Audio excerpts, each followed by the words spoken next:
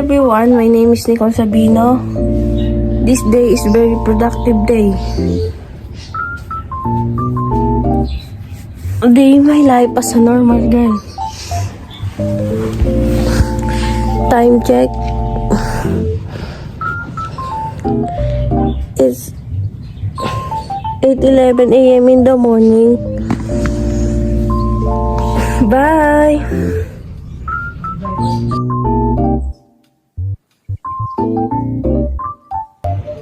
Samahan niyo ako maghilamos.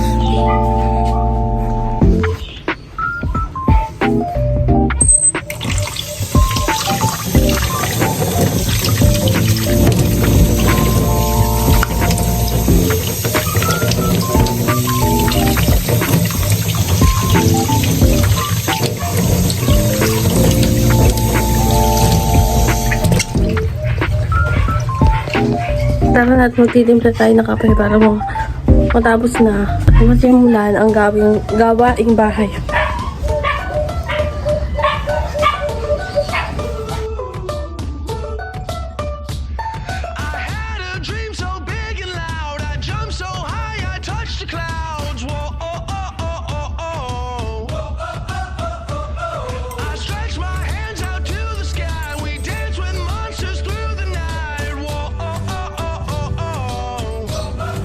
Hi guys, nagbabalik. So time check, it's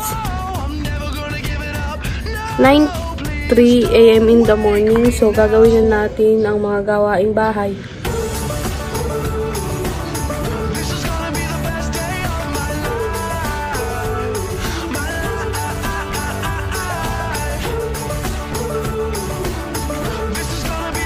Hi guys, tapos na akong maghugas ng plato. Papakita ko sa inyo kung ano ang naging result niya.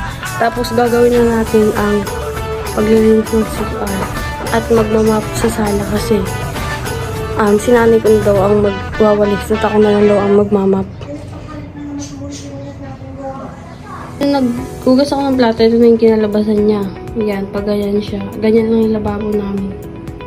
Tapos, doon sa patiktikan, tutuyo muna bago ilagay doon kasi nga magkakalawang. Papagalitan pa ako ng nanay ko. Hi guys, so ayun, so napakita ko sa inyo yung result ng lababo namin. Ngayon gagawin na natin ang paglilinis ng CR.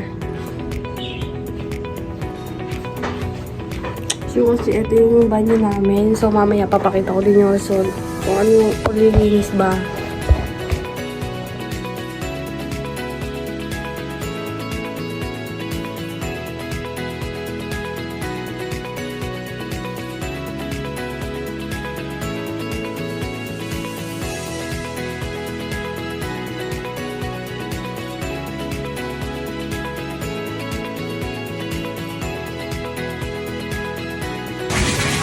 So hi guys, natapos na ako maglinis ng CR. Kapagod talaga to. Ayan na ang ayun na yung naging result niya. Okay naman. Hindi ko na masyadong papakita yun. So, pupunta na tayo ngayon sa pagmamap ng aming sala.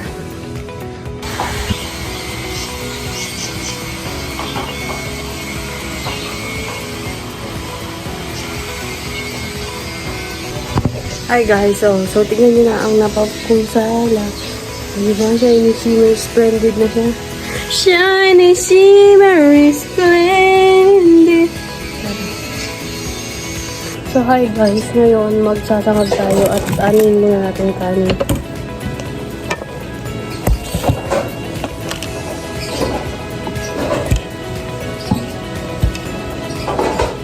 Para masangag. So guys, iwain muna natin yung sibuyas. Siyempre kapag magigisa tayo, gagamitin natin yung sibuyas. Kasi ayaw dito ng bawang. Hindi sila mahilig sa bawang. Kasi gusto nila yung sibuyas. So, magsasangag na tayo ngayon. Igigisa na natin siya. Pakita ko sa inyo. Painitin ang kawali. So, ano yun natin kung mainit ba. Pag mainit na siya, siyempre ilalagay mo na itong mantika. Ano naman ganyan mo lang.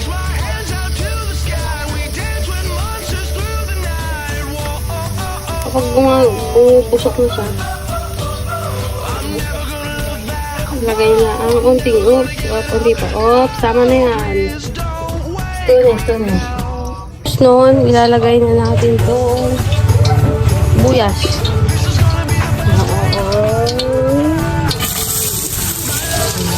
Satisfying na. Ilagay natin itong sibuyas.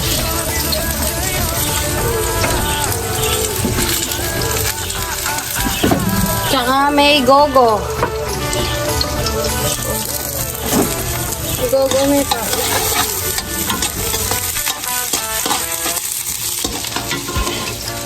Gogo may pa. Antayin mo maging brown bago mo ilagay yung kanin.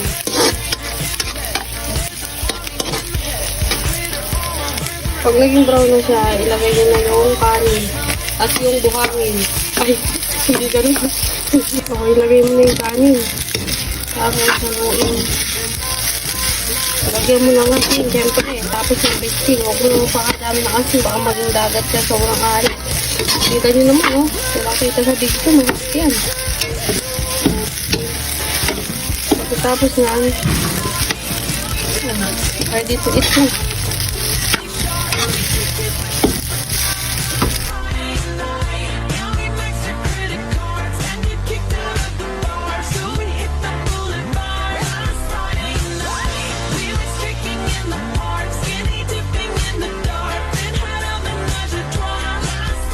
Hi guys, tapos na kami kumain at bumili kami ng Coke. Lalong sumasarap ang agahan kapag may Coke. Ayan ito pinakainan namin at huhugasan ko sa inyo. Papakita ko yung next video. So hi guys, may bumibili pang yellow dito. So time check.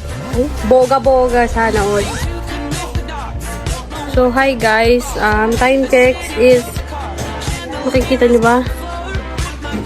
10:20. So, patapos na tayo. Ang last na gagawin na lang natin is hugasan na ang pinagkainan. Tapos, magpapahinga. And then, gagawin na ang mga next nating natitira pa.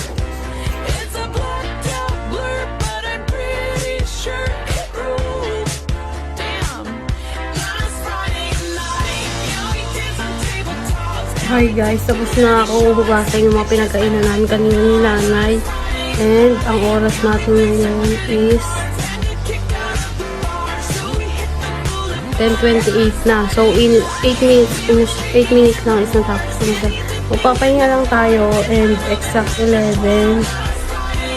Kasi medyo pawis pa yung likod. And exact 11, maliligo na tayo. Tapos papakita ko na lang sa inyo kapag nakaligo na ako at babalik ako. So, hi guys. Kakatapos ko lang maligo. Kita nyo naman presko pa. So, ngayon naman, papakita ko sa inyo yung everyday makeup para maging presentable tignan palagi. So, tara.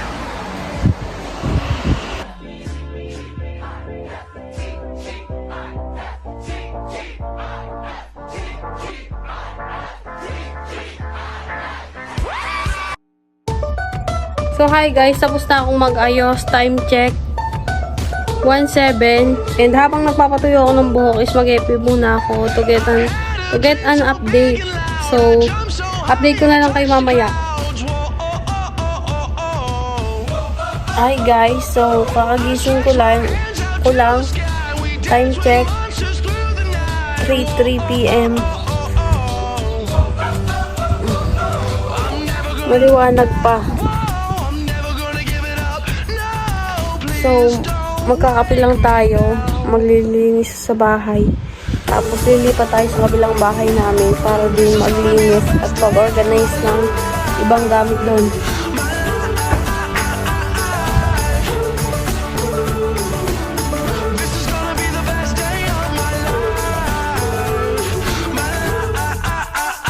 So hi guys, nandito na ako. Kami sa bukid namin. Time check 4:17 na and mag-organize lang tayo ng konting gamit dito kasi tinatapos pa lang to. So tara.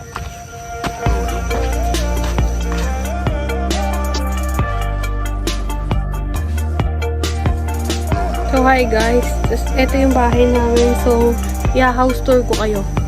Tapos, kukuha tayo ng malamig na hangin doon. House tour. Ayan yung pinapagawa naming bahay. Tapos, ito yung isang kwarto. Kaso, di ko nadala yung susi, nakakala nanay. Tapos, dito naman, dito yung bahay namin dyan. Ayan. Tapos, yung magiging CR. Pwede naman na siyang ihian eh. Kaso, wala pa siyang pinto. So, dito naman, dito tayo makakakuha ng preskong hangin.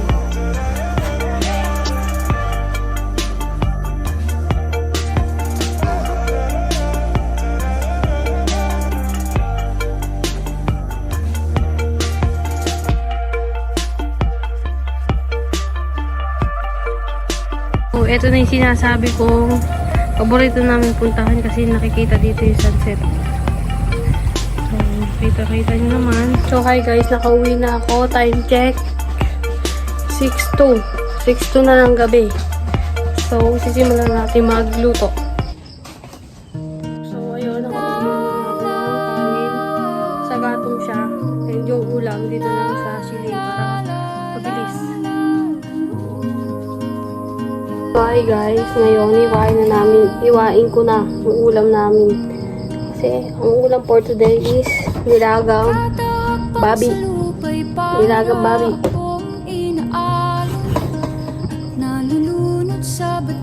So guys, ayun na yung ulam namin. Yung nilalaga. Papakita ko lang sa inyo kapag kumulo na. Update lang. Bumubukal na siya. Pagkatapos niyan, update ko na lang kayo kapag kakain na kayo para mabilis. Parang wala nang bukas. Pwede bang umiwas? So, update lang. 8:10 na ng gabi. So, maaga kami natutulog dito. And, good night.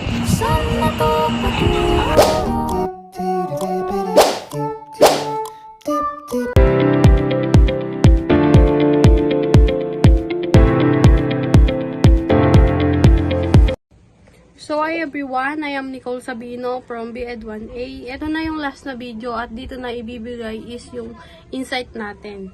Ano nga bang nangyari dun sa day in my life ko? Dun sa plan ko is nagawa ko naman lahat.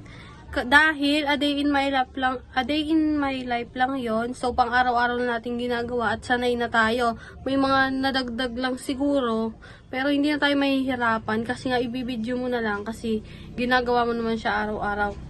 Kung ayaw, may dahilan at kung gusto, maraming paraan. So, hindi tayo mahihirapan na gawin yung a day in my life natin kasi sanay na tayo at pang araw-araw naman na natin ginagawa yon.